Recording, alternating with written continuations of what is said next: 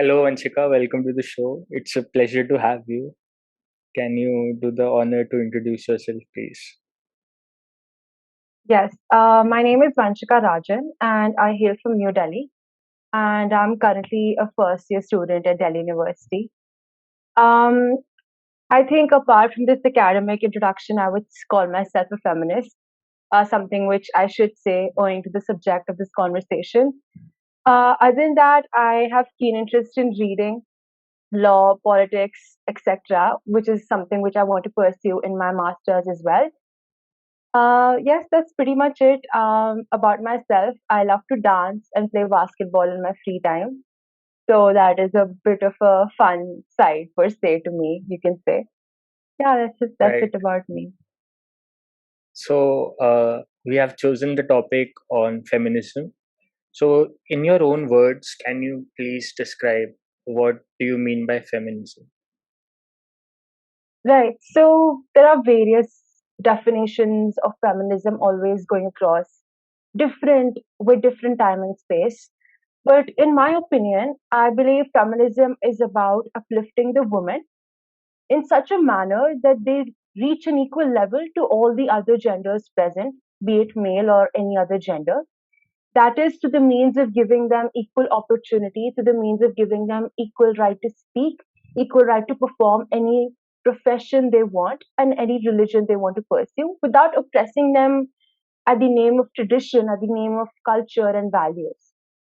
So feminism basically consists of bringing equality amongst genders, be it equality amongst male or female, or be it equality amongst transgenders and the other two genders, or among all the spectrum of genders. Feminism per se does involve talking about female population in specific at some points of time because the movement arose from the oppression of females. But now, with changing time, its definition has also become more dynamic and inclusive of all the other genders. So that is what feminism is about. So, do you think all the differences that are created within the society between males and females, let's talk about males and females first, are they artificially constructed or are some of them biological as well? No, there are of course differences which are biological. It is a proven fact that most females physically are not as strong per se as males, and these are differences to be embraced. There are differences amongst us and animals. The differences become between animals and insects, and between animals themselves. One is the lion and one is the mouse. So there Right. are differences amongst all species, and therefore there are differences amongst humans as well. Right. But the thing which comes as a barrier is that we let this particular one difference create so many artificial differences, like gender pay gap or not giving them the right to vote. These differences are not naturally inborn. Like the difference between our physical capacity is naturally inborn. We cannot do anything about it. But these artificial differences are created by the society, are created by the individuals of the society, and therefore we call them artificial or superficial or pseudo. These are the three terms which we generally use. And therefore, I would call that these differences are artificial and not constructive at all. Very beautifully said. So, coming to the topic, we'll focus on women in our topic of feminism. Okay. So, coming Right. to the topic of pay gap, how do you equalize the pay between men and women? Right. So, time and again, like ever since time immemorial, Hmm. most of the women's pay has not been even considered as something substantial. For example, when a woman works in the house for her household, she is never recognized. I think, it is not about the pay, but it is also about the recognition. The moment we recognize that the women are working equally hard, that moment we will start giving them equal pay. Therefore, this recognition is internal. The equal pay is not just about, giving them the check of the same value. It is about giving them the equal recognition and respect. It is a prerequisite for this change to happen. And therefore, I would say that, if we want to equalize the pay among women and men, there Right. have been a lot of studies which say that this change has to be an up down approach rather than a down up approach. That is, if big companies like Flipkart, Amazon, and all the big names start giving their women equal pay, if they aren't already, then the women from the smaller organizations will also voice up their opinion and say that, okay, if they can, then why can you not? If that woman is getting paid that much, why cannot I be paid that much? It is a sense of a cyclical strength which comes from a position of power. For example, if tomorrow um, Hema Malini talks about equal pay, then someone from my street might also talk about it, saying that if she can talk about it, why can't I? So there's a position of idealizing the powerful, and therefore a process of equal pay will come through when people in United Nations start doing this. The the the organization which preaches gender equality practices gender equality, and therefore systematically through these systematic cuts and barriers in this hierarchy, there will be a maid who is paid equally as the male counterpart, and similarly, we will bring this change to the grassroots level. Yes, of Right. course, there has to be a mindset and there has to be a psychological change. But if we really need to play with the psyche of the people, then this is something which can be done, in my opinion. Okay. So let's say that a woman is working and is married to a man who's also working. So, how much contribution in the household work should both of them have? I think both of them should have equal contribution, of course. And this contribution can vary according to the level of comfort as well. For Right. example, I am a woman who's more comfortable keeping the finances of the house than doing the dishes. And my counterpart is more comfortable doing the dishes than doing the accounting of the house. And at the same time, we have to realize that we as humans cannot give 100% every day. And this is the beauty of being in a relationship, that on days when I can just give my 20, the other person gives their 80. But Right. what happens in a household is that a woman by default is expected to give her 80 when the husband is giving her 20. So this is her efforts are taken for granted simply because that is what the male counterpart has always seen his mother do. So he feels there's nothing wrong if my wife comes back home from work and then does all the house chores and there's and then does everything, all other formalities, and I'm just back home and I'll watch TV. So even though the male might want to help, but he does not realize that the female counterpart needs help. Therefore, what becomes important is for the male to continuously ask their wife, ask their sisters, ask their mothers if they need help. And on the other hand, the female should ask for help if they need one. They feel apprehensive about what will the society think if I ask for help. Am I not good enough to be a female in the society? So this is a dual process which will go through both ways. The contribution has to be equal. The willingness to put this contribution also has to be equal. And that is exactly when there will be equality in the household, bringing equality into the greater sector as well. This is a really good point that you raised about the conditioning of roles. That from Right. early on you are taught to act in a supposed way, especially when you are married. So, my question to you would be like, men are generally told to play with cars and stuff, and women are made to play with Barbies. So, like, is this stereotypical way? Should it be changed? Yes, of course. In fact, psychologically, it is proven that what a child learns in the first few years is what develops their cognitive ability. So, first few years of your learning is something which is going to stay with you forever.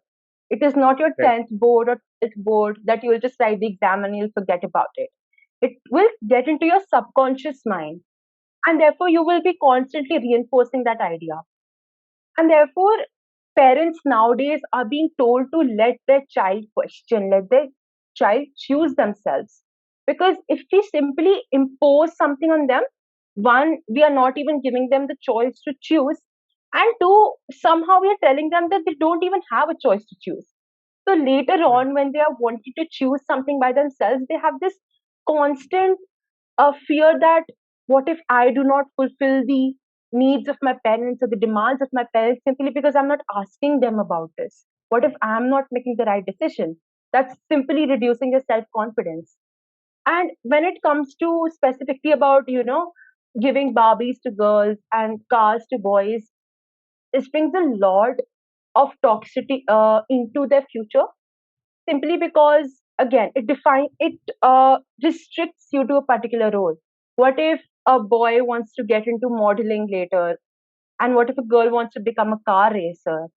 you know it is not just about that one toy, it is about what they would perceive themselves to be in the future, perceive what they want to be in the future. And simply when we just buy a girl a pink frock and buy our boy a blue track suit, we are in a way, maybe unwillingly, giving them an idea that pink is for me, blue is for them. And through this concept of pink and blue, you never know when this pink and blue changes into patriarchy and feminism. And that is how the whole cycle begins. It said boon boon se sagar milta hai. So everything in the world, every concept in the world is built that way. That one Barbie doll builds up to an anxious female who is not able to pursue her career choices because she never got the chance to choose. And the same goes for Right. a man. So that is what I believe when you talk about this. That is why I always wear black, because it is the most non-controversial color. No, it is, I think it is not to do with controversy. Like, if you like black, sure, wear black. If you like blue, then wear blue. And if you like pink, then wear pink. Many times what happens nowadays is that, okay, you're wearing, if I wear pink, okay, you're wearing pink. So you might not believe in equality. That is not how it works. It is just that I choose to do that. And you should choose to respect that. Simple. That's how simple it Right. is. So, yeah. Okay, jumping from the topic of childhood all the way to the age of a working woman, right? So there are many, as you said, there are biological differences, of course. If a woman is on maternity or is having menstrual pain, so she may not able to come to work. And unfortunately, these factors are taken into account by companies before hiring women, right? So what steps do you think should be taken so that there is equal participation of all the genders? Right. So, recently, Flipkart brought this policy in their company where they would give females of their company a 1 day off when they are menstruating. Right. Now, there was a lot of controversy around it. That is this equality? Do men not feel pain, Hmm. etc. So, what I would say is that the only way we can have equal participation of women in the corporate world, especially, is to realize that it's natural for them. They cannot help but menstruate. They cannot help but, you know, they cannot help but get pregnant when it's the time for them. And, you know, it is not something which they have control over in the long run. And therefore, if we need that diverse opinion in our corporate world, if we need that diversity, diverse opinions, diverse ideas, which cannot be brought by one gender, you know, had there been only males in the Flipkart board, there would not have been this new policy of leave for women while they're menstruating. It is only that these women are at a certain level in this corporate world that these changes are being brought. So the way we can, increase the participation of women is through bringing these policies. Like we are already aware that there is a maternity leave for the women, but having like a chef in the office area, or having a sort of play area for the times when the woman cannot send her child to school, maybe they're sick, or having these simple policies of, having one day off during your period cramps. So this is not something which is oppressing the male or any other genders. This is just acknowledging the fact that females are built differently and therefore they have to be treated differently at certain instances. And through this differential treatment, through this positive reinforcement, can a positive change be brought? There's no point of a woman coming into work and performing her 10% when she could stay home, come next day fresh, perform 120% as she usually would. So that is the whole idea behind it. And moreover, like there are certain education institutes like Ahmedabad, a big name, which has a reservation for few female candidates. So what the idea behind it is that in when you give reservations to something, reservations are to bring equality, to bring sort of justice in the system. Right. So they do realize that female do not have as many resources as men, and therefore they give them that reservation so that they can have a little edge over it. Similarly, if we can have few companies reserve certain number of seats for women, that would help a lot because it will bring diversity in their own sphere. One, Right. this will help the company. Two, how it will help the female, it will simply motivate them, give them a sense of security that I might just have a chance here. So that is how it would work. It would be a dual benefit for the company and for the female. So that is Right. how the participation of females can be increased in the corporate world. One, through policy changes and policy making, and through these sort of reservations, which is a far-fetched idea and which would require a lot of legalities. But it has been noticed that reservations has had a positive impact in the first few years of functioning in the society to bring about that equality and bring about that stability. So that is something which can be done. Do you think inclusiveness could be encouraged if children are made to go to co-ed schools? Um, that is a very good question, but I do not think it has to do with co-ed schools or all girls or all boys schools. Simply because I believe that equality, if you were to have equality, you would give your mother the same respect as your father. It is not that females don't interact with male or males do not interact with females. We have females in our household. Are we respecting them as equally?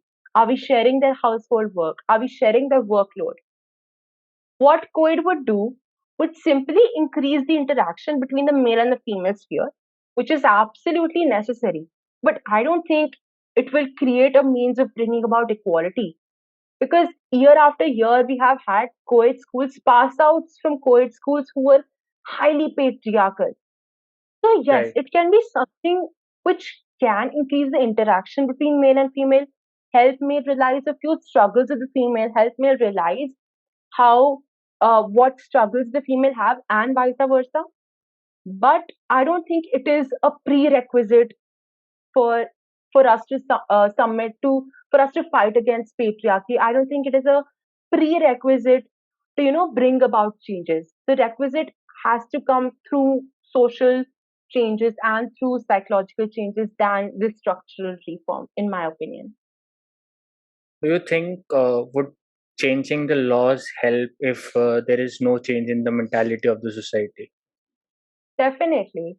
We always study, when we start studying law, we always study that there are two ways of bringing change, from social to political and political to social.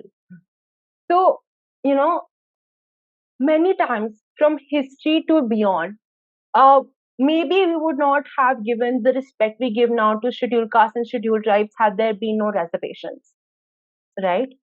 So, if we give that 33% of reservation to women in our parliament, a bill which has been coming day in and day out, still not being implemented though, then maybe when we have those women voicing our opinions and voicing our concerns, then at a global level, then the male of our country and male across the world realize what is right and what is truly right.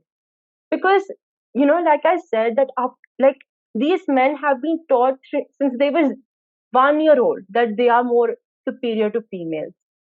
And, it will take a long time for them to bring about these social changes. However, if we bring about a legal change, what I can say is that in a way we are forcing them into equality, which is not as bad because we are forcing them into something positive in the long run. It is like when your mom forces you to have milk. It is good for It you, but you're becomes a still habit, being forced. Yeah. But right? then after a few days, it becomes a habit. You start realizing, okay, it is good for me.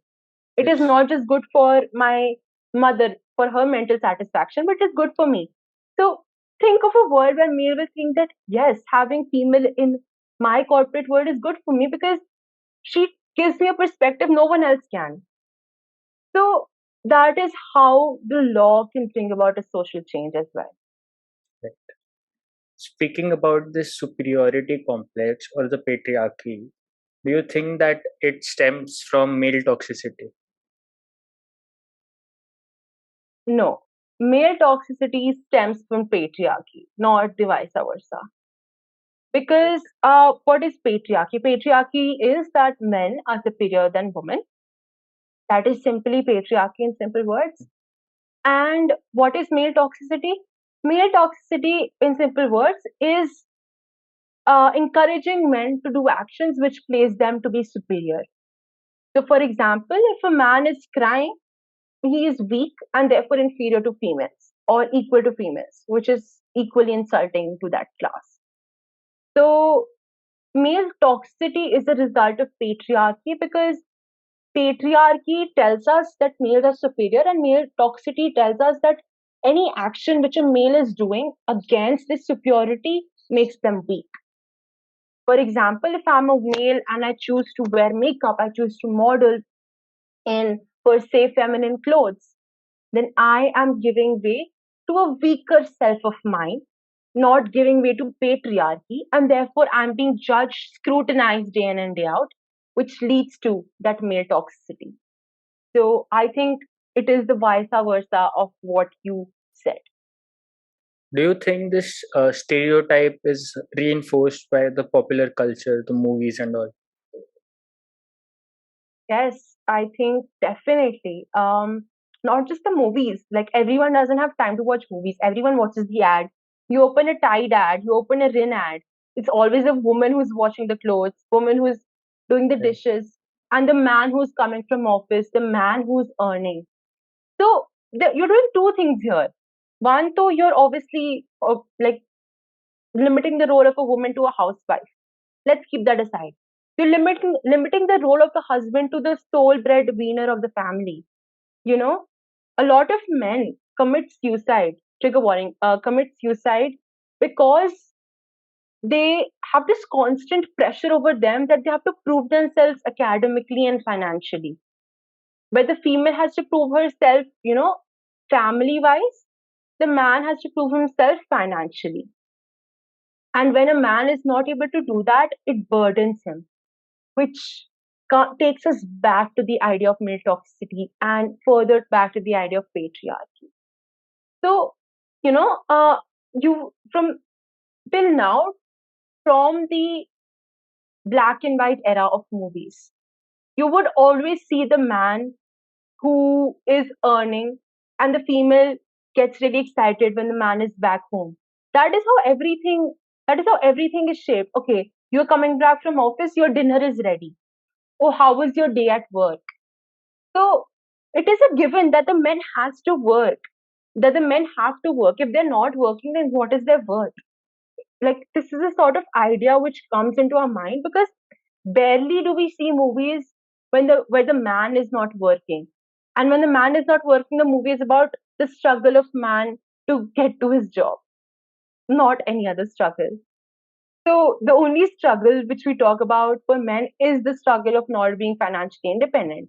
Do we talk about struggles of men finding their way to their sexuality? Do we talk about struggles of men not being able to express their emotions? No. Slowly and gradually, of course, the film industry is changing, becoming more inclusive. But the movies which are available to everyone, to the public, the ads which are available to everyone are still following this trend because they know that this is what the society will accept and therefore they will use our products. So it is there for them, it is like a marketing and advertising strategy at this point. But we do not realize now what it is reinforcing to the people itself. So, yes, definitely media has a large role to play. It's the fourth pillar or the fifth pillar of our democracy, and we can clearly see that day in and day out. Do you think women are being taught to serve the family? Is that one of the root causes for them, unfortunately, not reporting actions such as marital rape or domestic abuse? No, I think men not being taught how to take care of the family is the root cause of that. Definitely, teach your females how to do the dishes, but teach your males as well. It is something essential for your sustainable living, for your comfortable living, and for the comfortable living of your family. So it is not, if I am educating my female child, that's good. But if I'm choosing not to educate my boy child, then that's bad. There's nothing to do with educating my girl about doing the chores. And when it comes to the root cause of marital rape and domestic violence, again, it is a lot of reasons. It is the boy seeing his own father hitting his mother and realizing that it is normal. It is about patriarchal mindset that if the female is not doing work, how that she's useless and therefore she deserves to be hit. She deserves to be abused because she's not doing her work, her responsibility per se. Then of course there is an inbuilt, at times amongst men also there's an inbuilt feeling that if I do not bring my wife on track, then she is going to get exploited. She will leave me and go. She will ruin my family. So, you know, men at times are scared that if female become powerful, then their whole family structure, their whole societal structure will be ruined. And therefore, they choose to engage in activities like domestic violence and marital rape because it is a way of them to show their female counterparts that I am powerful than you and you cannot ever change that.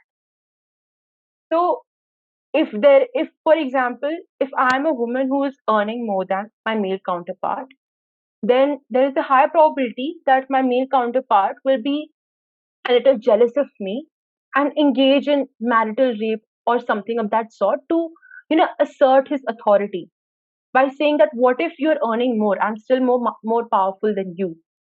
And that is not the point. It is not the point about who's earning more or less. It is solely based on merit. And if you truly love someone, if you are with them, then your first action should be to respect them, to feel happy in their happiness, to feel sorrow in their sadness while you're there for them, not criticize them or not perform certain actions which signify or tell us the exact opposite. So, marital rape and domestic violence is something very unfortunate because in this case, your loved ones are hurting you. I mean, I would be more hurt if my father insults me than a random shopkeeper because I You have know, expectations from my father and my not them. next question was going to be how can women be safe outside? But if they are not safe Yeah, inside, exactly.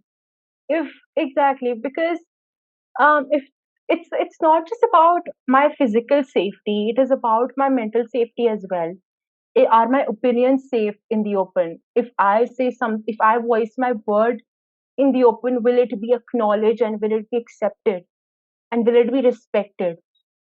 So, safety of women, of course, domestic violence and marital rape talk about the physical and also the mental safety of the woman when they're equally exploited. And like I said, if I'm not safe on the inside, like inside of my home, a place where I call a room which I call my home, then how will I be safe on the streets when random stranger is walking by? It is completely natural for me. Like if my pet dog bites me, how can I trust the street dogs? They will definitely bite me then. And then I will not even have someone to go to or someone to complain to. So the safety of women can only be ensured when we ensure that our men are safe in minds. I always say this. What I mean men are safe in minds, that their minds are transformed, their minds are in safe hands of a mother and father, which will bring up that boy to be someone who believes in respecting women, who believes in curbing patriarchy, who believes in bringing equality. Because behind every man who chooses to perform this activity is a certain patriarch influencing his or her opinion, consciously or unconsciously. We are not born with differences in opinion. We are not born with differences between male and female apart from the biological one. This is something which is taught to us. There is no way in the world can we be born and say, okay, female don't deserve equal pay. That was a choice which was made. And like that, there's a choice made every day by a man who chooses to give away his daughter in dowry. So it's just that simple. We have to realize that it is a choice and we have control over it. And once we realize that this is something I have control over, you can bring change into that. So that is what I believe. Now, what is sad is that even women, when they get socialized enough or they get conditioned, that even they start uh, behaving in this patriarchal manner that the men teach them. So Hmm, even they need to change that way. definitely. A lot of times when we study about feminism, it is said that it is the woman who curbs the woman. It is the mother who curbs the daughter. It is the mother-in-law who curbs her bahu. And it is true. There's nothing false in that because Hmm. it comes and in most cases it comes out of fear. Why? Because the mother is afraid that if my daughter doesn't perform her household chores, she would be thrown out of her house and then she would have nowhere to go. And for her, It that comes is the out, ultimate shame, yeah, that for her, that is the shame because that was the shame for her mother. right? That, like, what the shame for my mother is today was the shame for my grandmother years ago. That is, and probably if it continues, that would be the shame for me tomorrow if I'm not educated enough and if I don't have the knowledge to understand that it is wrong. So it is true that the woman curbs the woman because another woman curbed that second woman. So it's like a vicious cycle. And it can only stop when the generation of women which have to come now are educated. I have a lot of female friends who come from a patriarchal family, and their mothers tell them to not wear certain type of clothes, to not voice their opinion in front of their fathers, etc. But they know now that it is wrong. Why? Because they have the opportunity to read books, they have the opportunity to access the news, they have the opportunity to learn about the laws of the country. And therefore, this change is being brought because now I have that knowledge and I have that means to learn that this is wrong for me. So even though I had faced certain stereotypes in my childhood, and if I had faced certain oppressions from my own mother, I will probably not perform that on my daughter because now I've realized that it was wrong and it was detrimental to me. And of course, if I love my daughter, I don't want it to be detrimental for her. So it is true that women curb the women a lot, especially in rural India. But this systematic change through education is being brought. This insight and awareness that you have gained, do you think some part of it is to be attributable to the social media as well? Definitely. Um, the Me Too movement became a movement because of social media. Actress posting on 20, on in 2016, I don't know, I don't remember the exact year, Yeah, that I think. I was Yeah. sexually assaulted by this male counterpart. give so much strength to women. Maybe all of them did not reach out mm, on social media, all of them did not post on social media, but maybe they talked about it to their friends, maybe they talked about it to their family, and that is the first step. The first step is to speak up. It doesn't matter you speak up on Facebook, you speak up on Instagram, or you speak up to your mother. You just speak up, and that is what becomes the most important. And social media has given that strength to the female, because as a knowledgeable feminism, I can depart knowledge to the people who do not know about feminism, and through this knowledge they can empower themselves.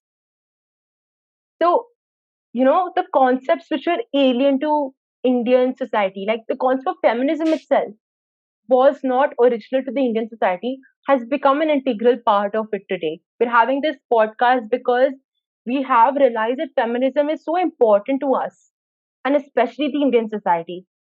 And this is because of media, this is because the social media chose to talk about it. One female talked about her sexual assault story, empowered thousands of females.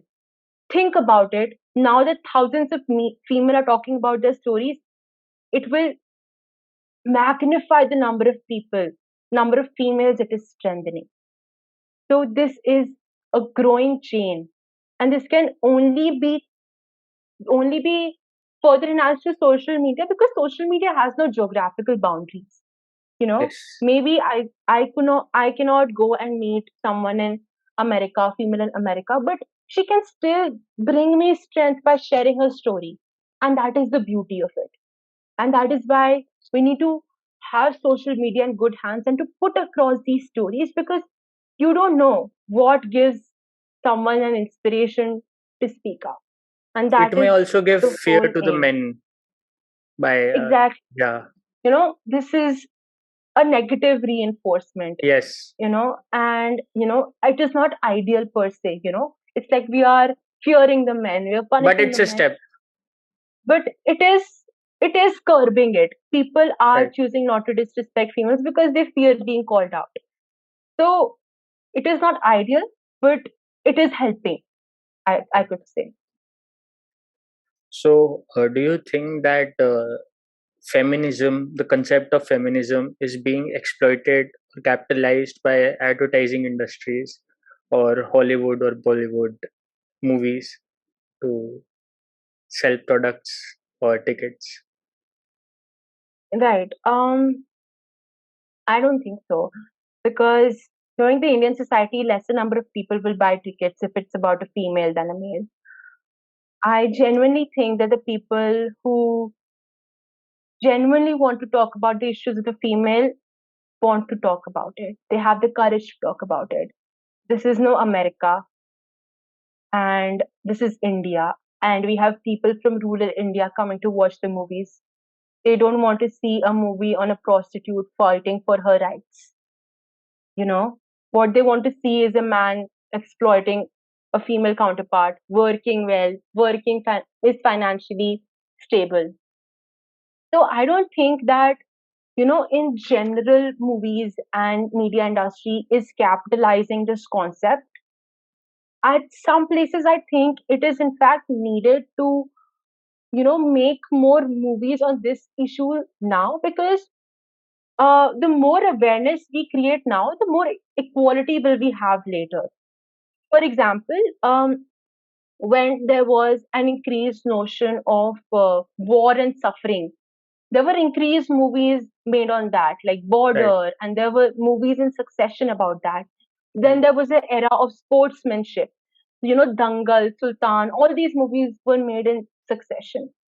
So, similarly, feminism as a concept is just being given strength through these successive movies, which is required.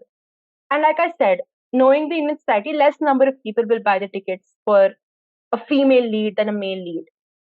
And therefore, I think this is not a media plan, at least when it comes to profitable industry.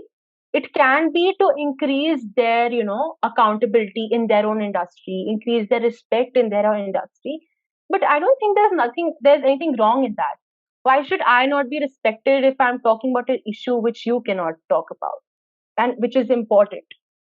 So that is what I believe. Like, I know a lot of people would have contrary opinions to mine, but if I talk about the Indian society, then I don't think this concept would work per se.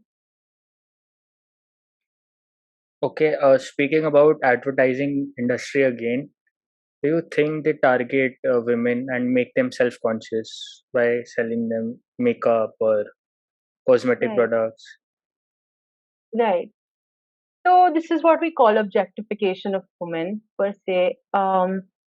We objectify them to be a person who would just use makeup, etc. So Right. advertisement industry has a large role to play because simply because, like I mentioned, it is accessible to everyone. Hmm. You know, Netflix is not accessible to everyone. Hotstar is not accessible to everyone. But I know if there's an ad on about sugar, then everyone will see it on their TVs. So there's nothing wrong when sugar shows that a woman is buying makeup, but it is wrong that sugar is, if it is that or any other makeup company, if they're just showing uh, that they're only selling it to the females and it is only for the females and it would only suit the females. If we bring in a male in one ad, then it would strengthen so many males who want to pursue their future in makeup as a makeup artist, as a model, etc. So I believe that this advertising industry, especially in the sphere of makeup, is infuriating men than empowering women. Because women already know that if they want to buy makeup, they will buy makeup.